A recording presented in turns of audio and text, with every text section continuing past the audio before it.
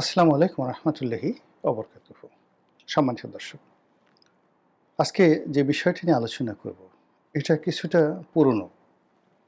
প্রায় প্রতিদিনই আমাদের রাজনীতিতে অসম্ভব সব কথাবার্তা হচ্ছে এবং রাজনীতির মধ্যে যে সকল ঘটনা প্রকাশ্যে দেখা যাচ্ছে এবং পর্দার আড়ালে এত সব নিত্য নতুন ঘটনা ঘটছে যা বলাও যাচ্ছে না, প্রকাশও করা যাচ্ছে না।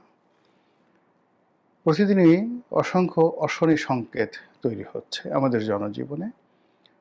যারা রাজনীতি নিয়ে খোঁজখবর রাখেন তারাও যেভাবে ভীত সন্ত্রস্ত, আর যারা রাজনীতির কখনোই যাকে বলা হয় সুযোগ সন্ধানী ছিলেন না, রাজনীতি নিয়ে মাথাও ঘামান না, কিন্তু আজকের এই পরিস্থিতিতে তারাই সবচেয়ে বেশি রাজনীতির বলির পাঠাতে পরিণত হয়েছেন।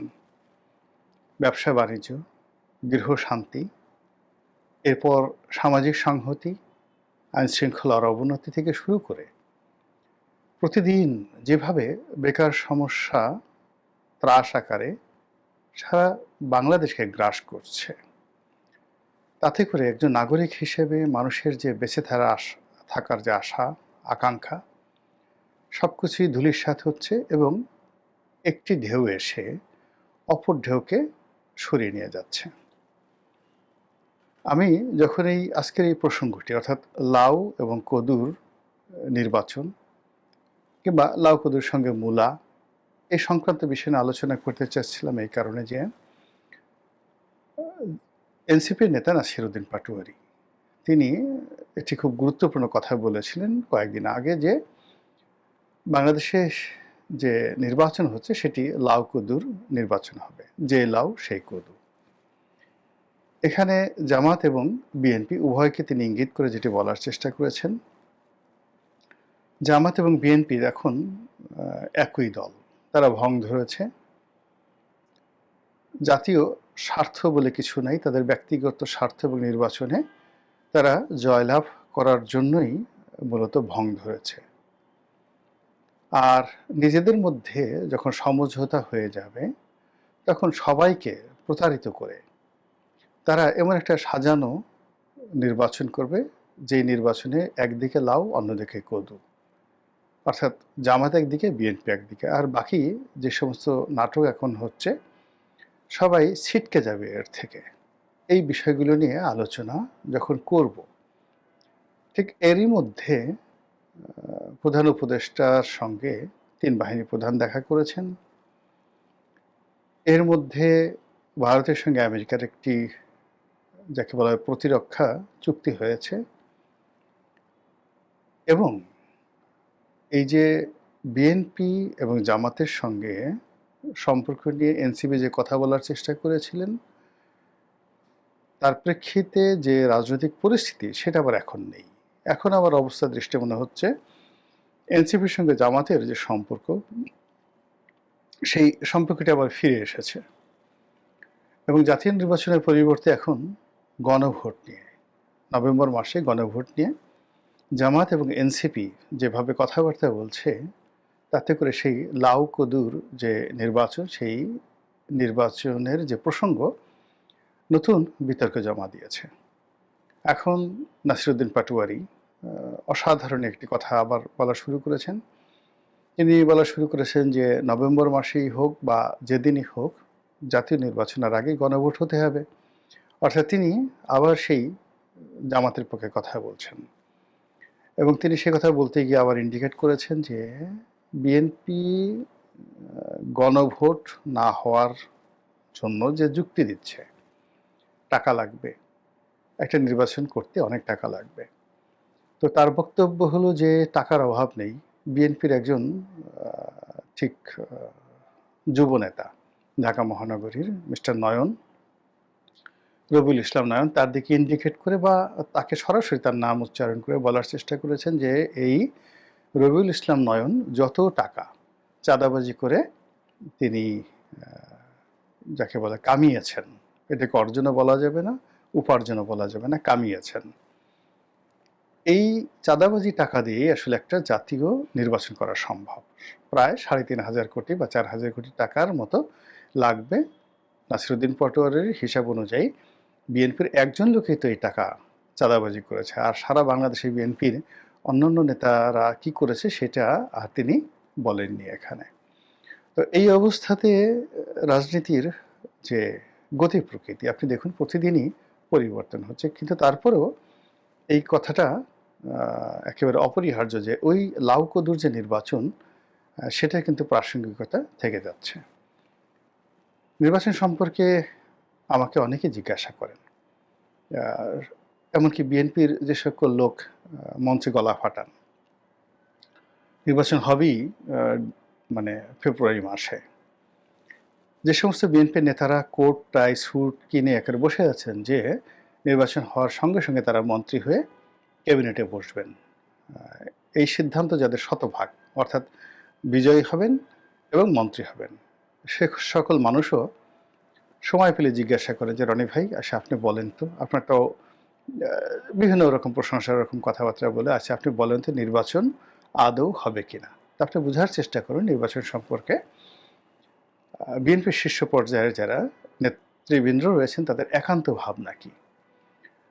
আওয়ামী লীগের পলাতক নেতা, দেশান্তরী নেতা, দেশের মধ্যে যারা আছেন তারা, যাদের সঙ্গে আমার কথা হয় সবাই একই কথা, নির্বাচনের ব্যাপারে আপনার মতামত কি। আর অন্যান্য যারা আমার ইউটিউবে ভিডিও দেখেন, টকশো দেখেন, তারা তো বুঝতেই পারেন, তাদের সকলের জন্য যেটা আমি বলেছি বা বলি একই কথা আবার বলছি, সেটি হলো যে নির্বাচন যদি ফেব্রুয়ারি মাসে হয় কিংবা ইউনূস সরকারের অধীনে হয়, ফেব্রুয়ারি না হয়ে জুনে হতে পারে, জুনে না হয়ে ধরুন 2026 সন, এই তো 2026 সনের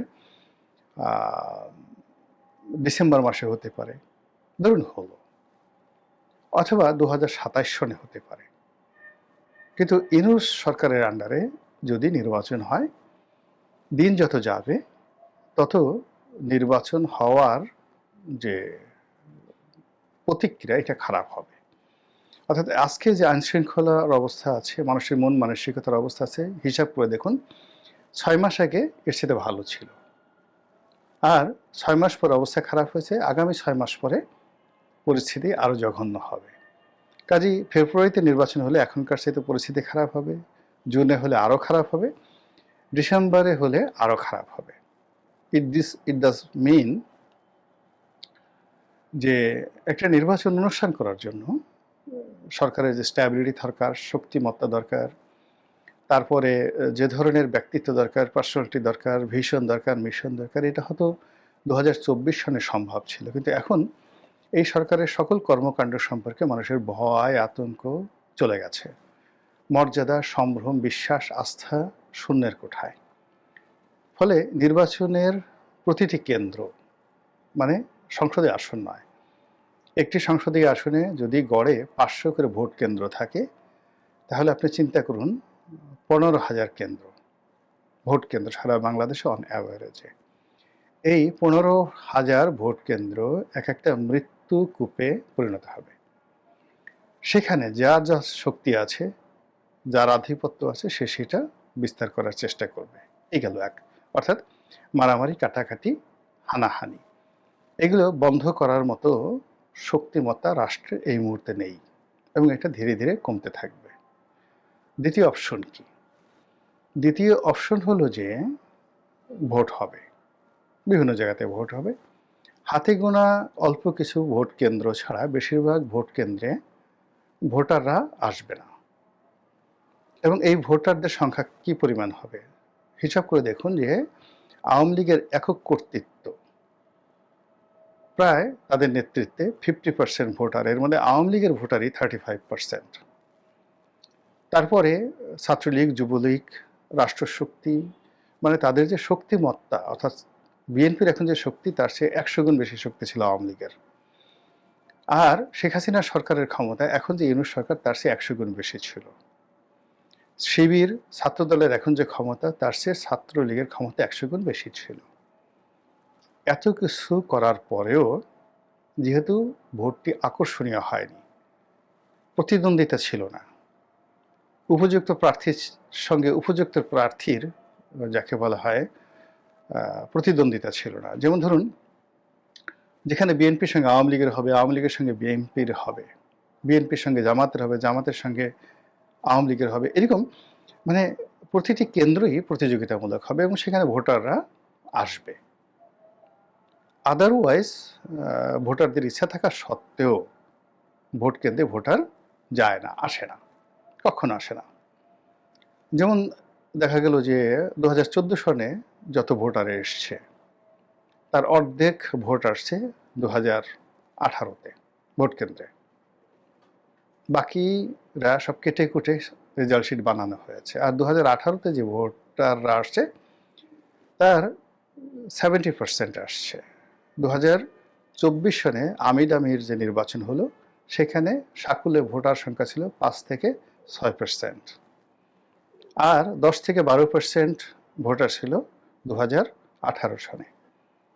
আর সাকুল্যে 20% ভোটাররা ভোট দিয়েছে বিনা প্রতিদ্বন্দ্বিতার তার ভোটে। যদি এই ধারা অব্যাহত থাকে, এবং এটার সম্ভাবনা অনেক বেশি, তাহলে যে নির্বাচন আগামীতে যেটা ডক্টর মোহাম্মদ ইউনূসের অধীনে হতে যাচ্ছে, BNP versus Jamaat, Jamaat versus NCP, NCP versus BNP, এই তো সেই ভোটের আকর্ষণ অতীতের যে কোনো ভোটের চাইতে কম হবে। আগে যে 3টা ভোট বললাম, ফলে ভোট কেন্দ্রে 3% থেকে 5%-এর বেশি ভোটার আনা যাবে না। তাহলে কি করতে হবে? সিল পিটাতে হবে। কে পিটাবে? যে শক্তিশালী প্রার্থী সে পিটাবে, অথবা পুলিশকে দিয়ে, প্রশাসনকে দিয়ে, মিলিটারিকে দিয়ে পিটাতে হবে। রেজাল্ট শিট তৈরি করতে হবে মুখ রক্ষা করার জন্য।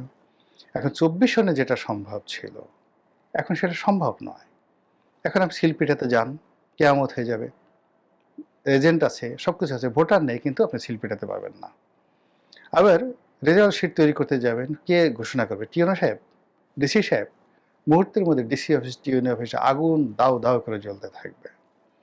ফলে ওই যে নির্বাচনের যে লাউ সেই কদু। এখন এটা যদি আপনি 2014, 2018, 2024 এই নির্বাচনের সঙ্গে আগামীর যে নির্বাচন আশা করেন, সেটা সেই লাউ কদুর নির্বাচন। আবার নাসিরুদ্দিন পাটোয়ারি যেটা বলেছেন যে জামাত এবং বিএনপি যেই লাউ সেই কদু, মানে যারাই লাউ তারাই কদু, যারাই কদু তারাই লাউ। এটাকেও যদি আপনি অতীতের নির্বাচনের সঙ্গে তুলনা করেন, দেখুন সেখানে জাতীয় পার্টি এবং আওয়ামী লীগ যেভাবে বন্ধু থেকে শত্রু হতো, শত্রু থেকে বন্ধু হতো, সাজানো গোছানো বিরোধী দল হতো, অনুগত বিরোধী দল হতো, তারপরে গৃহপালিত বিরোধী দল হতো, ঠিক সেই লাউ এবং সেই কদুর মতো আগামীতে একটি সংসদ নির্বাচন যদি হয় এবং বিএনপি এবং জামাতের মধ্যে প্রতিযোগিতা সবকিছুই অতীতের জাতীয় পার্টি এবং আওয়ামী লীগের মতো হবে। একটা দুর্ভাগ্য বারবার শুধু ঘুরে ফিরে আমাদের কাছে আসছে বিভিন্ন স্রোতে। এই গেল দ্বিতীয় লাউ এবং কদুর যে আশঙ্কা। 3 নম্বর হলো যে নির্বাচন একেবারে হয়ে গেল, ধরুন হয়ে গেল, লাউ কদুর নির্বাচন হয়ে গেল, ভোটও মানে সিল পিটানো হলো, ভোট কেন্দ্রের ভোটটা আর যে কজনই আসলো ডাজ নট ম্যাটার, ঘোষণা করা হলো বা দেখানো হলো শতকরা 82%, 92%, 90%, এমনকি 103%, 104% ভোটার ভোট কেন্দ্রে উপস্থিত হয়ে ভোট দিয়েছেন। ভালো কথা। কতদিন চলবে? আমার আশঙ্কা লাউ কদুর নির্বাচন, লাউ কদুর প্রতিদ্বন্দ্বিতা সংক্রান্ত যে সরকার 6 মাস থেকে 1 বছরের বেশি টিকতে পারবে না। ফলে কি হলো? আজ পুরো রাজনীতি থেকে Awami League out, absolutely out, -1। আগামীতে যে রাজনৈতিক শক্তিটুকু এখনো টিকে আছে, এনসিপি নতুন রাজনৈতিক দল, জামাত, বিএনপি যে রাজনৈতিক দল যতটুকু টিকে আছে, এই রাজনৈতিক কালচারটাও চলে যাবে এবং তাদেরকেও পালাতে হবে। আওয়ামী লীগ নেতাদের কপালে যে দুর্ভোগ, জামাত এবং বিএনপি নেতা, এনসিপি নেতাদের কপালে একই লাউ কদুর সেই দুর্ভোগ আসবে। পুরো রাজনীতির অঙ্গন ফাঁকা হয়ে যাবে, রাজনীতির উচ্চারণ করার লোক থাকবে না, শুধু পালাও পালাও পালাও। আর তখন এই শূন্য মাঠে কে গোল দিবে, কারা গোল দিবে, কিভাবে দিবে, এবং সেটি আপনার আমার জন্য কতটা ভয়াবহ হবে সেটা চিন্তা করতে থাকুন। আর যদি চিন্তা করার ফলে আপনার যদি মনে হয় ইতিবাচক, তাহলে বলতে থাকুন সুবহানাল্লাহ, আলহামদুলিল্লাহ, আল্লাহু আকবার, লা ইলাহা ইল্লাল্লাহ, আল্লাহু আকবার, আল্লাহু আকবার, ওয়ালিল্লাহিল হামদ। আর যদি মনে হয় যে ভয়াবহ অবস্থা, তাহলে বলুন নাউযুবিল্লাহ মিন যালিক। আর তওবা করুন, তওবা, আস্তাগফিরুল্লাহ। আর জোরে দোয়া ইউনুস পড়ুন, লা ইলাহা ইল্লা আনতা সুবহানাকা ইন্নী কুনতু মিনাজ জালিমিন। মহান আল্লাহ আমাদের সবাইকে হেদায়েত দান করুন এবং হেফাজত করুন। আসসালামু আলাইকুম ওয়া রাহমাতুল্লাহি ওয়া বারাকাতুহু।